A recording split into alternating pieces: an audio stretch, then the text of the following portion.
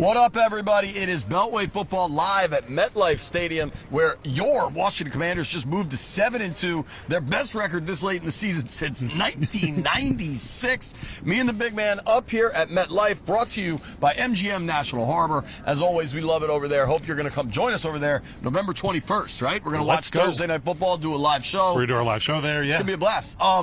Dude, you and I have covered a lot of games here, and a lot of them have been terrible results for Washington. We've heard this place rock. We've heard this place be empty. The stadium kind of sucks. Sorry. So you don't have to apologize. It stinks. Washington didn't play their best. It was 21-7 at halftime. Yeah. They were up 27-15 with 5 minutes left. They're just good. They're just a good football team. We have to rewire our brains to accept that the Commanders are good. We have 30 years of bad football. It's hard to rewire your brain that way. But we talked about it up in the press box. They didn't look particularly good in the first half. They didn't look particularly good on offense. And all of a sudden you look up and they have 21 points on the board. They kind of bungled they have three touchdowns. Time management just before halftime and still scored. And Jaden Daniels did his best, forget it. Terry's down there somewhere because he wasn't open in the corner of the end zone right there. But he threw it to him, and Terry had 2 catches today, 2 touchdowns. Everything's going right. Dante Fowler is on track for his best season, perhaps ever, but he's on track for a double-digit sack season, which hasn't happened since 2019. You see some of the numbers there. Listen, go ahead. Early on in these shows and in these podcasts, we always talk about Jaden Daniels. We talk about Terry McLaurin. We talk about the guys who are scoring. I guess. Yeah, go ahead. You know where I'm going with this. O-line. 0 sacks today. Yeah. 0. Zippy. Nada. Nil. Dexter Lawrence leads the NFL in sacks. Brian Burns, obviously a beast. The Giants, it's kind of their only the Giants D-line piece. were on pace to set the NFL record for sacks in an NFL season. And the Commanders O-line beat up, injured. Brandon Coleman getting his first start on the left side. How about plays the entire Allegretti? time. Had to pop in his finger. We just talked to Allegretti about it. He had to pop Brandon Coleman's finger back into place on the field. Shout out Aaron Gregory, who did that for me when we were in high school. Shout out Aaron. Appreciate you, bud. Popped it right back in. So not only does Jaden not get sacked, they end up rushing for $130 overall or so, give or take. No, it has to be more. The running backs got to $130. 91, 21, 40. Yeah, that's just the backs. And then Jaden's on the ground for another 35 or whatever. And that's without Brian Robinson. Yeah. The last time B-Rob didn't play, and some of this is probably a testament to the difference between Baltimore and New York. Of course. But B-Rob didn't play against the Ravens. You could see it impacted their offense. I don't know that his absence, you'd rather have him, right? Of course. Especially some goal line situations, et cetera. But not having him did not necessarily slow this offense down. Dude, they're 7-2. Sweep the Giants. DQ told B-Rob, hey, man, live to fight another day. Right. And it's great.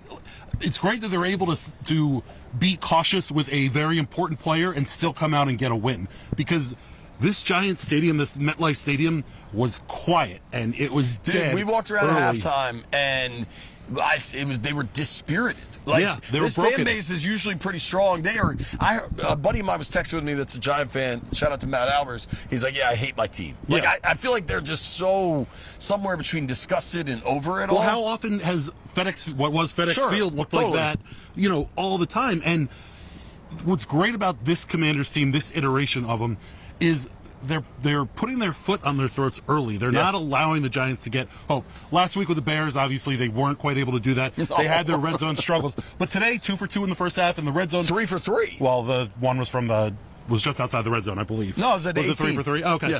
So they were 3 for 3. I looked it up. It's impressive, Yeah, but then they were 2 for 2 in the second half. Sure. They were 0 for 2 in the second half. 0 for 2 in the second half. So, the red zone thing, but dude, we're also, in seasons past, we've been covering we've been covering grave injuries, right? Yes. These red zone concerns are like a stubbed toe. It's a good problem to have, is what it is. We talked about that before. I continue to be impressed. I thought defensively they were pretty good. They showed some serious holes in the run game early, but the Giants were also ridiculously committed to the run game early, which you rarely see like Daniel that. Jones, I believe, finished the first half 4 for 4 for 0 yards passing. I know at one point he was 4 of 6 4 for of 0 6 yards for 0 yards passing. But a touchdown. Sure, which is just bizarre. Yeah, it was a But wacky stat there were line. holes in that defensive line in the first quarter and maybe a little bit into the second quarter. You had Tyron Tracy ran for 50.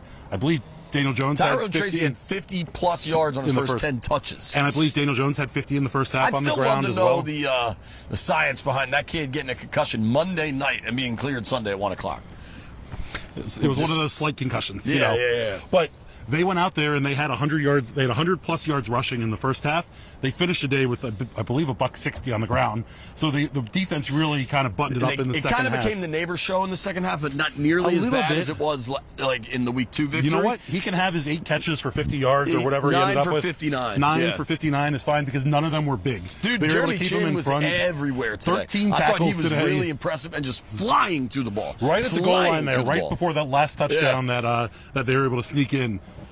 He lit up Chin making an open field tackle on Malik Neighbors, like just one-on-one breakdown. You got to make a play. Like, I mean, that was Dan Quinn talked a little bit at the podium. His speed at his size is remarkable. It is, and he said as he's getting comfortable in this defense, he's understanding where he needs to go on the field, and he's able to anticipate and get in front of it. And he actually pointed out that Neighbors play particular because Neighbors is a superstar coming. And look at me, ball knower. Yeah. I know we have a lot to get to. I mean, none of the numbers really like jump off the page. It wasn't a particularly, It was just efficient. They're like, all right, we got to win this game. We're going to do enough to get it done and get through the day. Yeah. Like, listen, a lot of folks were running 26 miles just across the pond in New York City. If anybody's wondering, that's why the hotels are so expensive. We learned. It costs $600 to stay at a Residence Inn in Jersey City. Anybody thinks that's fancy. We weren't going to highlight that, but I guess we are. So. 26 miles over there, 27 points here. Yeah, that's interesting. I didn't think about that. You like it 26.2. Yeah. Jaden not only beat the Giants, he also beat all those try-hard milers. Marathoners. Are you anti-marathoners? When I have to be around the marathon, yes. Okay.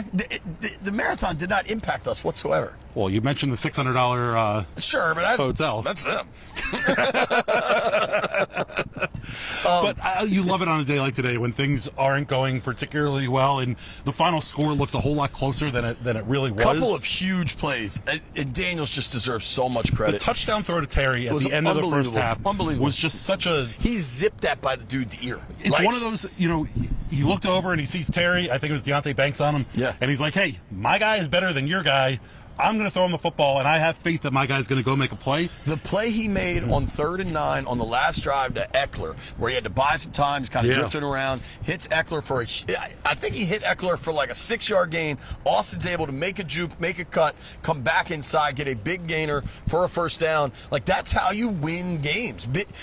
I can't remember who it was, so forgive me whoever I'm not crediting. Maybe it was Randy Moss or something. But like the tiers of quarterbacks that we get so caught up in are can they help you win or can they win for you?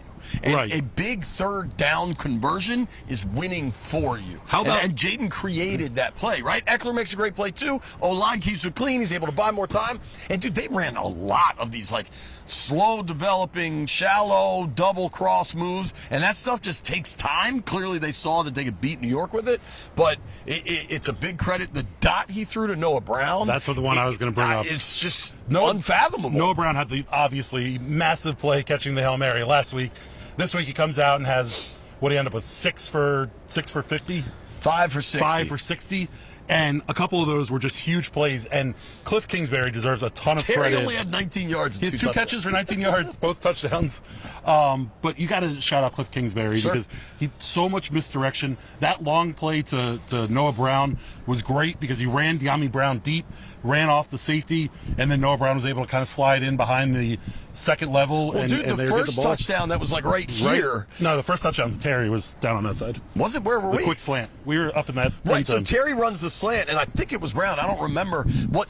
So many the Giants got called for this later in the game. The refs have gotten really good at calling the pick play when one wideout crashes down the line to clear out the other side, and they call that OPI way more frequently now. So they basically ran that for Terry, except the wideout just ran some version of like a go. Like rather than cracking down where they're going to call it on him, he just went out and he opened it right up. And the ball was perfect, which helps. I believe it was Slayton got called for it in this end zone here for the OPI. But that is so smart from Cliff. Just to, it's what he said, that he's evolving, that everything is about growth and change. So you take what is an effective play that referees are now legislating differently, and you just tweak it. Like you just change that little bit, and you're not going to get that penalty call. But the Slayton penalty was a very good call from Cliff, and I love the design of the play, and I think we're seeing that a little bit more, some creative designs. Slayton came through and really threw a shoulder. Slayton deserved that. I mean, that wasn't close. It wasn't a rub. It wasn't close to a rub. They were also super aggressive on fourth downs today. I wonder if some of that was because they've had the red zone woes and they just didn't want to have that again. I think they were 3 for 3 on fourth down today. They're up to 12 for 12, I believe, on the season on fourth down. The NFL record for fourth down conversions in a season is 23. We're basically halfway through the season, and they're basically halfway to that record. There's just so many numbers that are just mind-boggling as we start talking about this Commanders team and the way that they're finding ways to win games. They were 2 for 2 today. They were so 5 of 12 on third on the down. season. Red zone 3 of 6, goal to go 2 of 4. 6 trips to the red zone is pretty good. They played the Giants twice. There's no question about ball movement. They played the Giants twice. They've had 14 offensive drives, 12 scoring drives, and 2 punts. That's pretty good percentage there. Dude, so I made a point. I guess Revo was on camera, but I just kind of BS'd with Tress, and both those guys have been here a long time. Yeah. And I was like, have you ever experienced one like this where the Meadowlands is a straight up house of horrors for this team? And it was... Ernst got mad at me when I said an easy win. It's not an easy win, but they were in control. It was a smooth win. It was a smooth win. Smooth, controlled, whatever you want to call it. Like, this doesn't happen here, and I think we just have to change our viewpoint. Like, listen, dude, this is prime, the way we like to bet on games. Take the Giants in this one all damn day, right? Neither of us did. This is a home dog in a division game. I mean, we're rewiring. We're working on rewiring a these home dog things. in a division game. Like the Ravens just lost to the Browns. Yeah. This is what happens. Didn't happen today. I mean, peak Commanders, Washington Football, Redskins, bad offensive teams. We talked about the avoid disaster playbook. The avoid disaster playbook, sure. This final score, very familiar with this final score, 27-22, is exactly what old school Commanders, Washington Football, Redskins teams would have done. Because at the end of the day, the Giants' Daboll is going to be able to get up to the podium and be like, hey, close. We're right there. 5 points away, one touchdown short, right? Right. But in reality, they never had the ball when they had an opportunity to get there. They never were really threatening the Commanders heavily. They got out to the 20. They were tied 7-7, scored 2 touchdowns with unanswered. 21-7 They had 21-7, and they were on cruise control. And of course, you want to keep them scoring in the red zone and get all those things done. But at the same time, I like cruise control. Cruise control is a nice way to do it. Sure. We're about to drive home from here. We're going to be on cruise control for a lot of it. I don't know the how or why, but my foot hurts. I'm going to have to go free feet movement for this car ride home, dude. It's a little chilly for I don't know. For the windows down. My left pinky toe has a problem. I don't know what it is. It might be the rub route in a new pair of sneakers. Is it possible you maybe stubbed it a little bit last night at some point? I don't think so. I could have. But I don't believe that to be the equation. This place is a house of horrors for everybody at all times. Remember we saw that black cat that time? I know. Get us out of here. I'm so excited that they're done. Pretty cool, though, for them to... 7-2, dude. 7-2 is amazing. Cool for us. 2-0 cool for everybody watching. 2-0 in the division. Plus, you get the win on the road. What's the Eagles score, Hobbs? See if you can look that up. I was talking to Dan Quinn afterwards. All training camp long. Cowboys got smoked. The Cowboys stink, which is great, and they're in free fall. Governor Westmore said it perfect on radio on Friday about Dallas. He's like, "I'm going to stop pretending they're good. They're not good. They're done. They're not physical. They're toast. They've lost their will of physicality, and once that's gone, that's like credibility and another thing that ends in. They had a monster O line, and Tyler Biotish is sitting on the middle of this offensive line doing big things. You lose Dan Quinn. Yeah. You lose Joe Witt. Yeah. Armstrong and Fowler with Parsons out. You think they couldn't use Armstrong and Fowler right now? Biotish, totally. Just 16-0 Eagles. 16-0 so the Eagles are starting to play some good football. Dude, but hold on, let me get back. This couple stretch Steelers. It's an important stretch. Battle of PA coming up. Dan Quinn, all during training camp, talked about crawl, walk, run, and when he came off the podium, I was just kind of talking with him a little bit, and I was like, winning a division game, crawling, winning a road division game, walking. I was like, what's running? And he's like, man, we haven't had a game where we put all three phases together yet. Imagine when we're able to do that. He's like, you think about some of the big wins this team has had, and they haven't necessarily been blowouts, but they've been kind of, good wins. Yeah. Imagine if you can get all three phases playing together at the same time. You get the offense rolling like it did in the middle of that season against the Bengals and those games. You get the defense to play like it has the past couple of days. Special teams have been extremely good, and Seibert's been great.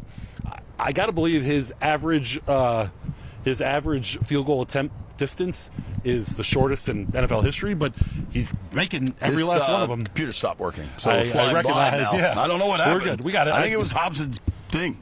Yeah, we'll definitely blame it on Hobson.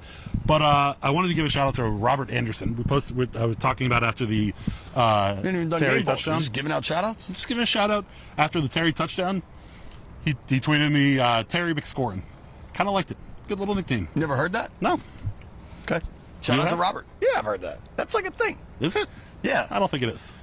100%. In your world, baby. Yeah, we're in the same world. You've never heard that? No. I feel like, I'm not going to name names, I feel like we have heard that in the press box in D.C., sitting together from a dude that you almost always sit next to in that press box. I'm aware of exactly who you're talking about because they may or may not have had a family member spill ice cream on your... No, that's not who I'm talking about. Oh, okay. That's not who I'm talking about. I'm talking about a person that may go on the radio after me.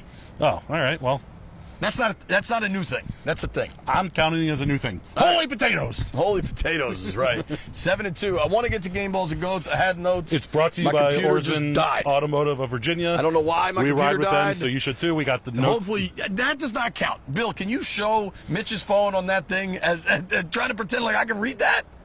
Yes. He's nuts. You can. No chance. Come on.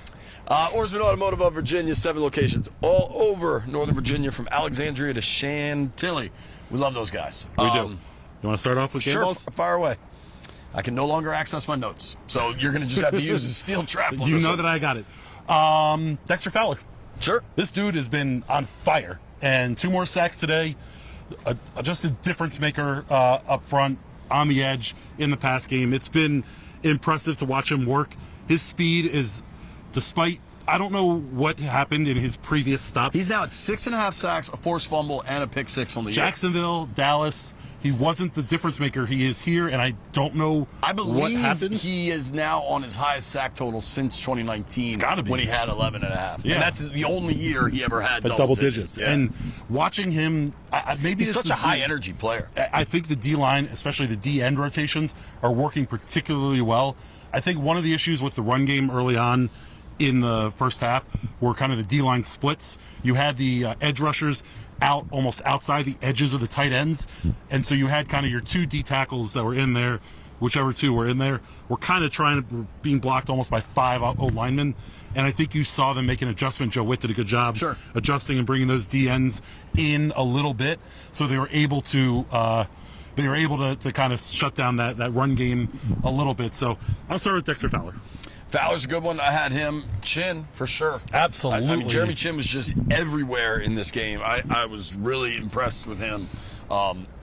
And he is one of those guys that is slowly starting to come on. And if you go back in time to his rookie season, that was when Chase Young won Defensive Rookie of the Year, I believe. But there was a lot of talk like, oh, man, this guy Chin down in Carolina might be the dude.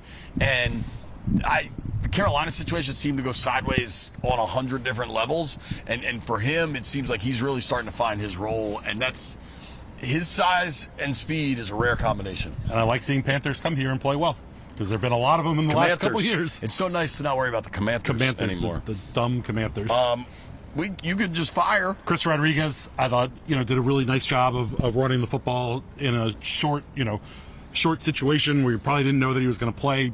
He's been on the practice squad. He hasn't had a ton of reps with the offense. This is the 3rd time now this season that Chris Rodriguez has been called up from the practice squad. So if they want to send him back, he's going to have to clear waivers first. So there's a real question of what they're going to do with him moving forward, because he's probably he has to stay on the roster, or they have to hope that he clears waivers if they want to call him back up. If they want to call him back up. No, they can't send him back down. Okay. Right now, he's on the 53. If they want to send him to the practice squad, they have to cut him, let him clear waivers, and then they can re-sign him to the practice squad. It's his third time coming up? Because I guess time. when Eckler missed the game. Eckler missed with a okay. Yeah, so Austin Eckler gets one. I'm going to give Eckler one. Yeah, Eckler I thought the 3rd and 9 doesn't. conversion was huge. Jaden obviously gets one. Eckler in the pass game also pass pro, helping out that O-line. I think all the O-line deserve. Like I'm going. They do. I'm going 5 wide. And dude, if you recall on the preview pod, I said I think this is a big John Bates game. Yeah. And like I don't think he's going to have any stats, but I think he's going to matter. He is. And I think that was proven correct. They were on the touchdown right here. They were trying to get Bates on a drag across the backside. And he kind of broke open at the end, but at that point it was too late I'm just to saying, get to. the 5 offensive linemen yeah. and all 3 of the tight ends, I thought blocked their ass off. I Absolutely. thought Ertz, Sennett, and Bates were all really, really good.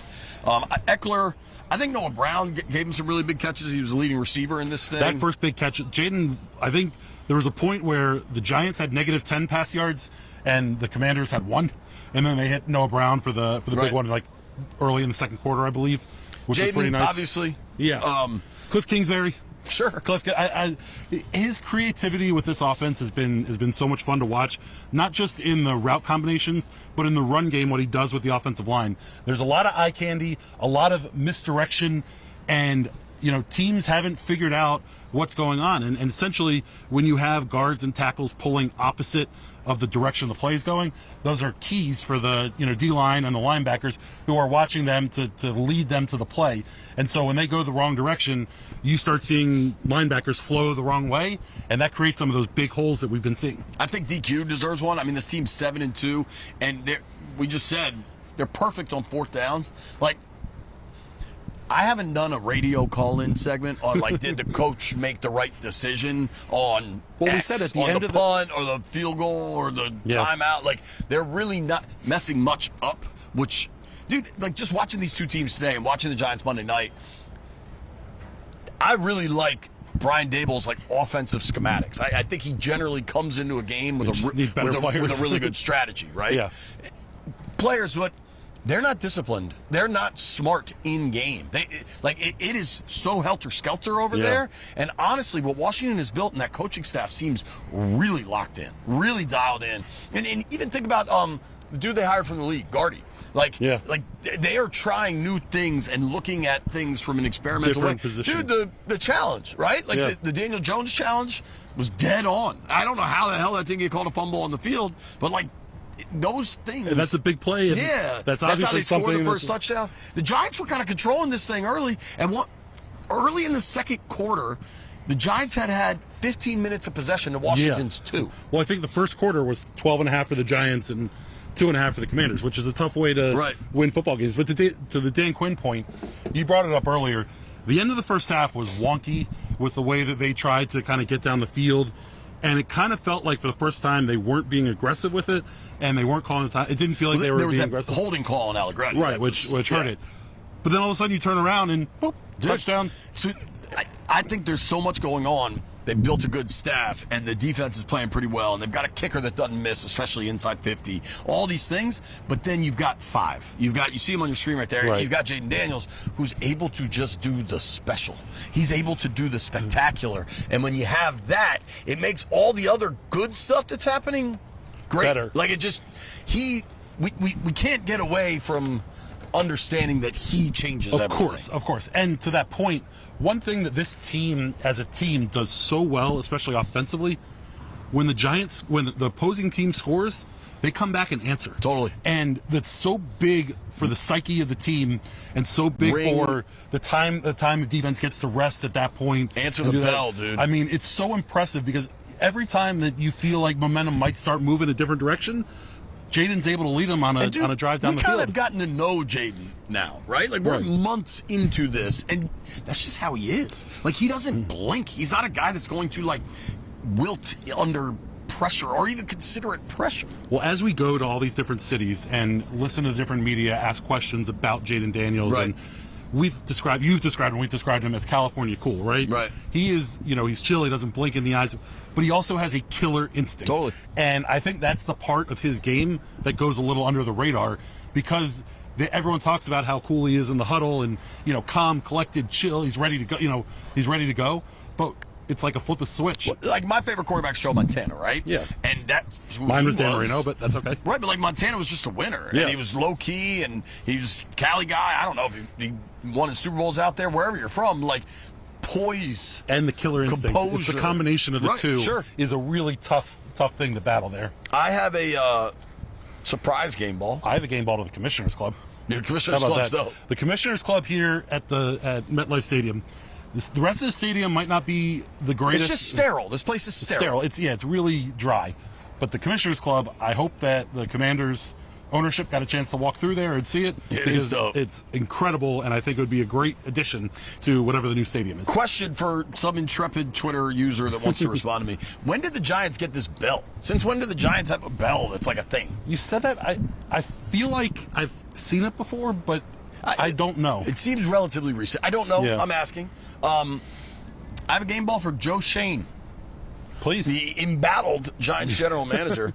So I wanted to come down from the press box to the locker room a little early because we'll take you behind the curtain here. What happens is all the coaches and staffers that are up in the booth, they get to come down when they're ready. They pause the elevators. They hold the elevators. So that the coaches can run in the elevators, Right. get down to the locker room, Right. halftime, end of game, be a part of it. So generally, if you're press, you either need to go a little early or A little much late. later. Yeah.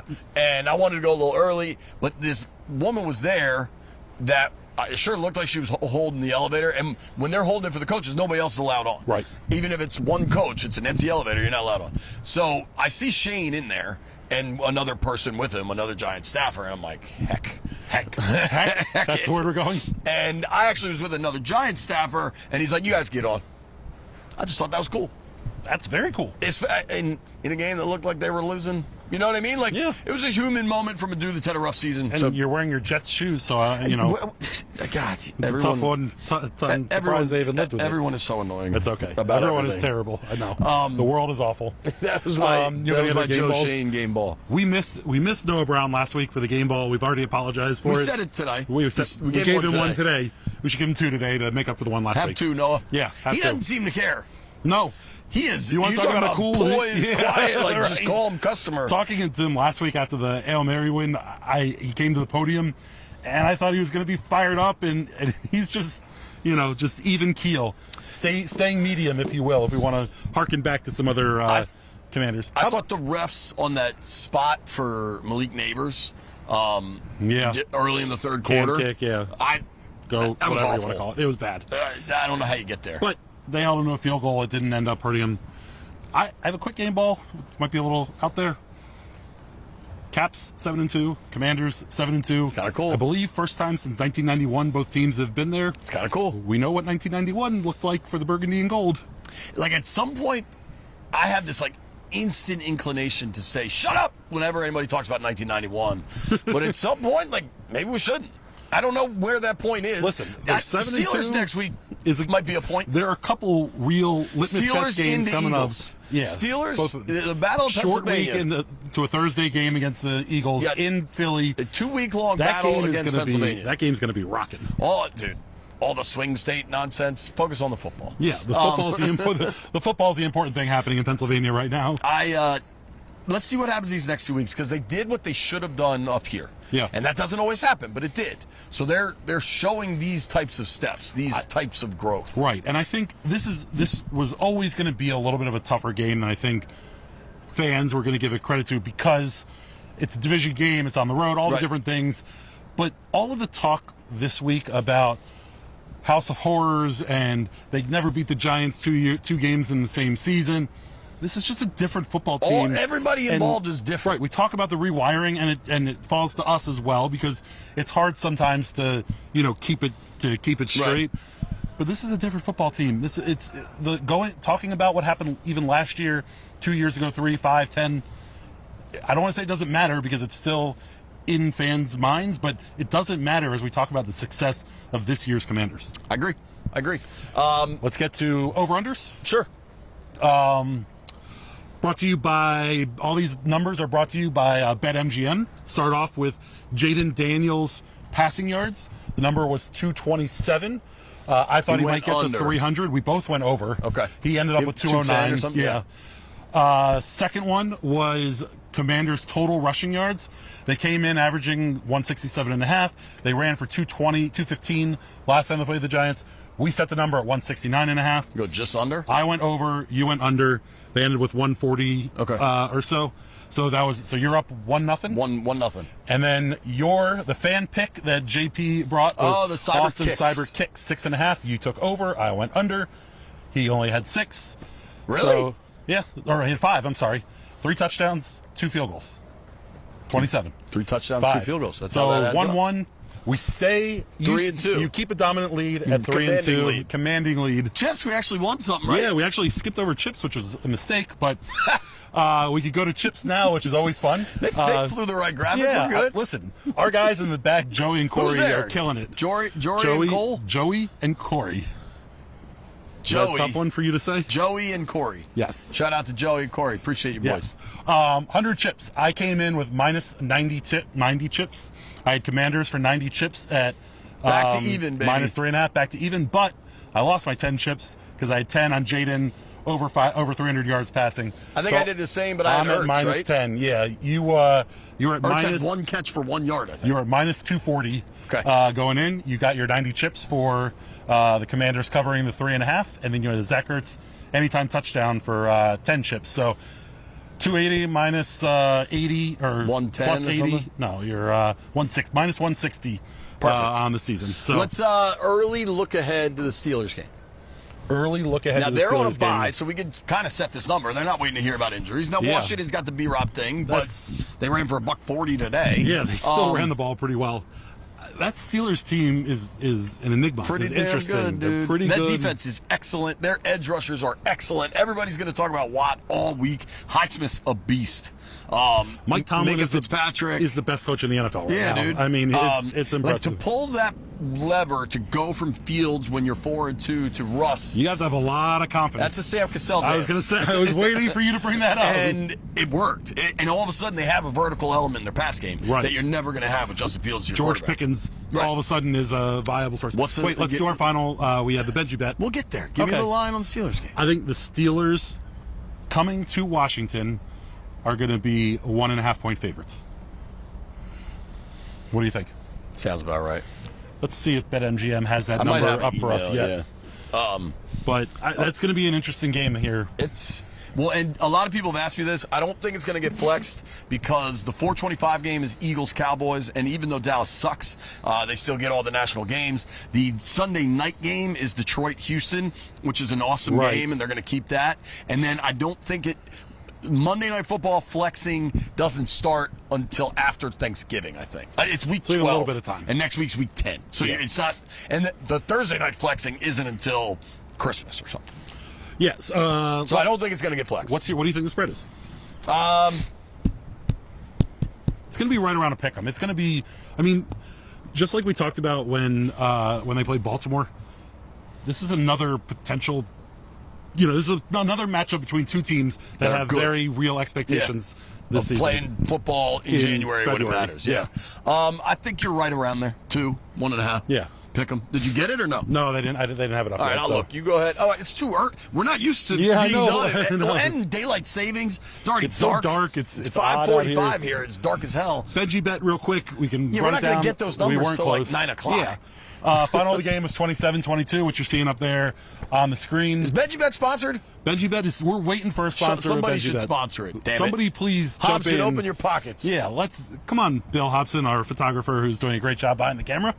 Benji Bet, I had 33 and then changed it to 36, 21, 27, 22. Flirted with one of them. Flirted with it a little bit. Handsy. Hey, you know how I get sometimes. What did I have? You went 26, 21. Oh! So you were flirting too. One off each way. Oh! But you never scared it because it was impossible to get to those numbers. It finished 27-22 and I had 26-21. I believe so. I think that's worth $7. I think that. I told you I was going to start bringing you avocados. raw dog your phone and just throw it up in the air like that is dangerous. When you start trying to eat avocado toast for coming close, I'm just saying that is really, really close. I told you I've been circling. First of all, there's a case on that phone. We're okay. Okay. It's just a very thin case. Doesn't do a whole lot. I have no comments about your thin case, sir. Well, since I tossed my phone, which wasn't maybe the smartest idea at the moment. Is that your work phone? You want to do on this work there's stream we're doing? only one phone I have. Don't we need to read? You want to do what makes you smile? But don't they want the actual read? Yeah, you have it in your email as well. Oh, Bill. You're the man. Shout out to Bill. All right, we'll take you to Dominion National, What Makes You Smile. There we go. What Makes You Smile is brought to you by Dominion National. Visit them at teethkeepers.com, where they provide high-value dental and vision benefits for individuals. Enroll today and save. Teethkeepers.com. I thought the salesperson specifically told us to stop singing. No, they liked the singing. They just wanted us to do the read as well. Okay. Well, we were getting teethkeepers.com. Not even close to the same. I am an awful singer. I recognize that. I know where my strengths lay, and it's not there. All right. It's not in musical theater. What made you smile, big man? You know, after the game, the team runs off right through this tunnel right over here next to us, and Brian Mitchell and Santana Moss do a ton of TV work and digital work and all that for the team. Yep. They were hanging out as the players were running off, and the joy on their faces, the smiles. Me and Tana. Really, those two guys who have been through so much when they played, post-playing, dealing with this organization, all the things that they've had to deal with. To watch them celebrate a win in the Meadowlands, to be able to enjoy it, Jaden Daniels running over, Jeremy Reeves giving them big hugs and yelling at it was super cool to see, and we've seen those guys enjoying the ride, but for whatever reason today it particularly made me smile. When I walked in the locker room, Tressway was like dancing. Yeah. That made me smile. They were partying when we got in the locker room. The NFL has really changed the rules on the plane rides, but I imagine that's a pretty short plane ride. I bet they're having fun. I'm just smiling because it's fun to cover this team. Yeah. And we haven't got to say that in a long time. And they're winners. They're 7-2. I mean, we were talking about 9-4 at the bye. Now you got 4 left before the bye. You got the Battle of Pennsylvania, Steelers, Eagles, then Cowboys, Titans. Yeah. Some winnable football games left. I mean, these next 2 are going to be tough. Very tough. And then you like to think that's 2 more on the back end. Yeah. That 9-4 seems reasonable, fairly conservative at this point, getting this one. I almost think, tell me what you think, but I almost think it's a bit of a push having the Eagles starting to play well now, because they're not separating from themselves within the division. They have that fire kind of lit under their rear ends. Well, you'd like to think they're not a team that requires rear end fires. You know what I mean? Sure, but you never know. Sure, I you never know how a team is going to react to success. It seems like they are wired differently. Yes, and I think it starts from Dan Quinn on down, because he's wired differently. Organizational alignment, man. But just Harris, Peters, Quinn, Daniels. Just having that vertical is so different, rare, and important. New. Yeah. But also for DQ, he's consistently asked to start looking into the future and how do you feel about X, Y, and Z? And he does such a good job of keeping it in the moment and not allowing himself to. Jaden got asked about that. How would you assess yourself? He's like, I'm just going to keep it in the moment. I'll reflect at the end of the year. And I love that answer. And I don't think he's coached on that. I don't think that's who PR. He is. I think that's who he is. Yeah, I totally agree. That's fun and cool. And can't have a letdown if you never get too high. There you go. You want to go? Yeah, I think so. Unless there's something else we got to get to. Benji bet? Did we do that? We did Benji bets. We're good. I don't have a computer. I'm aware. You seem you're rarely flustered, and I don't know if my flustered computer's is the right like word. a part of my body. I know you are quite lost without this computer. I am. We'll make sure in the future. You always ask for the chat, and you ask for the live shots where's in the the button. chat?